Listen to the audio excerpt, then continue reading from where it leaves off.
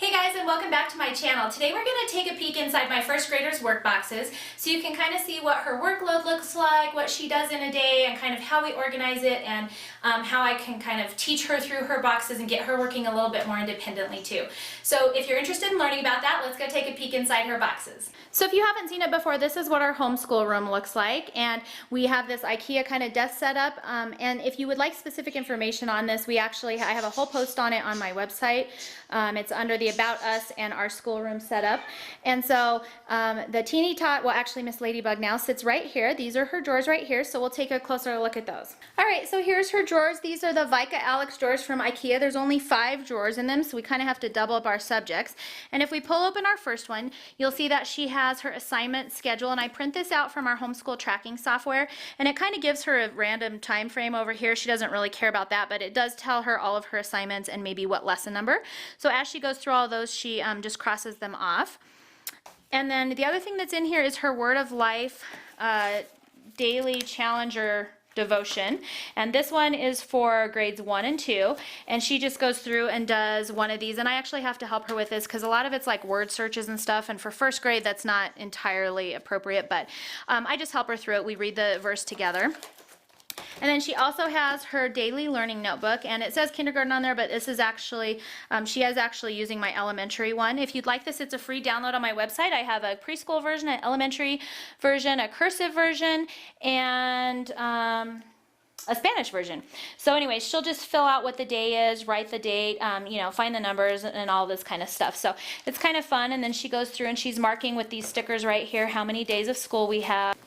So that's in there. And then she also has a clipboard. They all have their own clipboard. In the event that we go to the library or anything like that, they can just grab this, pull whatever worksheets they have for the day, and it makes it really easy for us to take.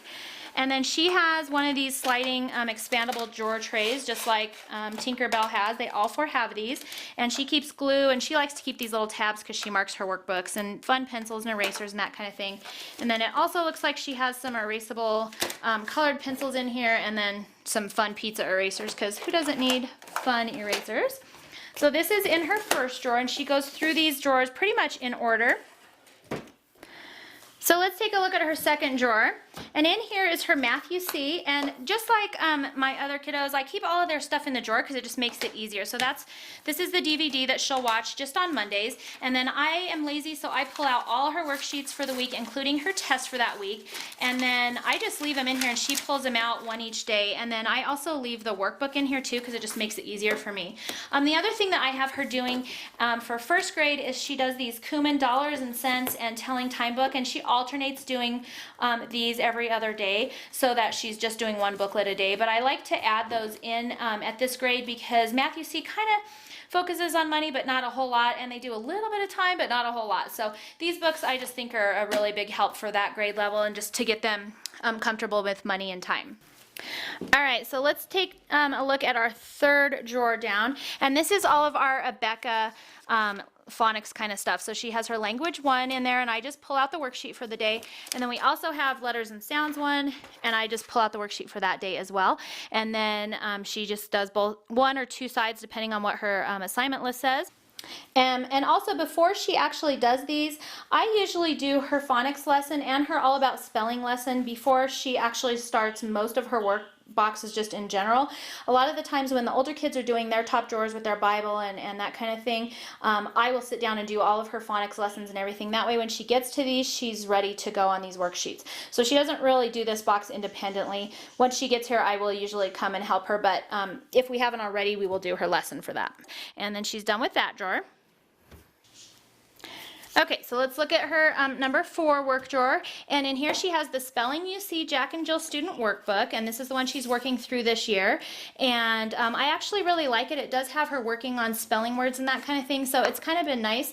I hadn't used this level before, but I'm actually really enjoying it. And then I wasn't sure about that, so I also got her the Spelling 1, and this is more of a kind of memorized list curriculum like just a Becca is anyway, and so she is working through that, but honestly if I had to pick between the two, I would go with the Spelling You See at this point. I'm actually really enjoying that level B quite a bit. Alright, and then in her last drawer down here, kind of like the other kiddos, she has her Expedition Earth binder in here, and this just has any of the projects that she's been working on for that. So As you can see, she kind of just keeps all of her work in here, and this is her name and that kind of thing. So we keep those in there. She just pulls that out when we go to do it. And then she also has her Becca readers in here, and we just read a story out of this every day. There are lesson plans that kind of go with this. I can't say I follow them to a T. We just read, you know, one story every day and kind of call it good. And then I did get this Level Red vocabulary workshop for her. And honestly, I almost think first grade is a little bit early to start working on vocabulary. I don't know. I mean, you guys can tell me what you think.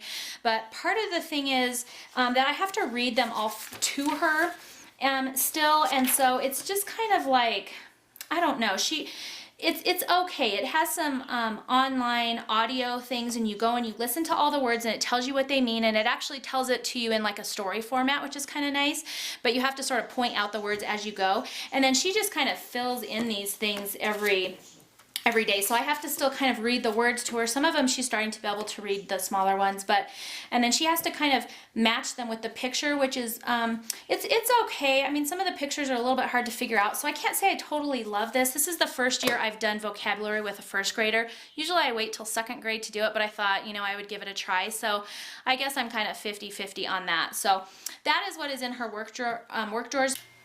Alright, so that was our first grader work boxes. I hope you enjoyed that video, and I hope that you know, it maybe inspires you to get some kind of organization system for your own homeschool. Whatever works for you. The drawers are working really well for us. We've had this system for I want to say like maybe 3 or 4 years now, and it just kind of helps everybody stay organized. So we're sticking with it. Some of the things though that she does do every day are not included in her work drawers. So one of the things is piano. She does do, she doesn't do it every day, but on her schedule she has piano a couple times a week. And so whenever she sees that on her list, then she just goes into the other room and does piano. I did have typing on her original list, but as a first grader she's really excited to do it, but she's just not quite ready for it. So I actually crossed that off her list. It is not on there anymore. She also does our options program. It's every Friday. We go to, it's hosted by our public school district, but the classes are not really secular classes there. We haven't had any issues or anything like that. So she gets to go and do fun things like art, PE, science, Spanish, and I think language arts. I can't remember what our last class is right now. But anyway, so she gets to go do that, and then she also participates in our once a month DI Instant Challenge group, which is starting soon. I think we're going to start sometime this month, but all the moms are still kind of getting it together and all of that. And then she also participates in our Keepers at Home group, which we do once a month, and we have about 8 to 10 girls in there right now, and we do fun crafts and projects, and it's mom-led, so it was just a bunch of friends that kind of got together, and you can order badges from their website, and so it's kind of fun. The girls get to like earn different badges, and we all kind of get together and decide what we want to do, so it's really informal and fun, so she enjoys that as well.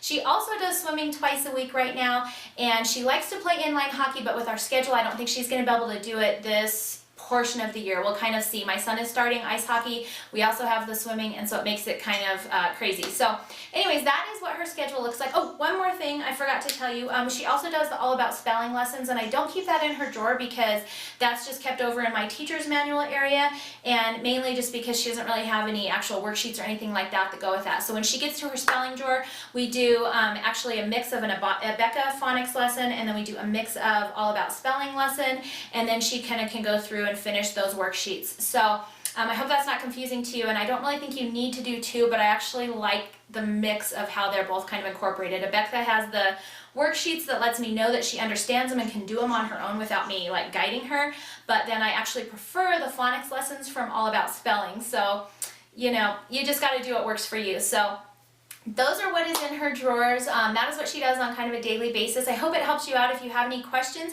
please feel free to email me, and I'll do my best to get back to you and provide you with you know, an answer that might hopefully help you out. So I hope you enjoyed this, and I will see you next time.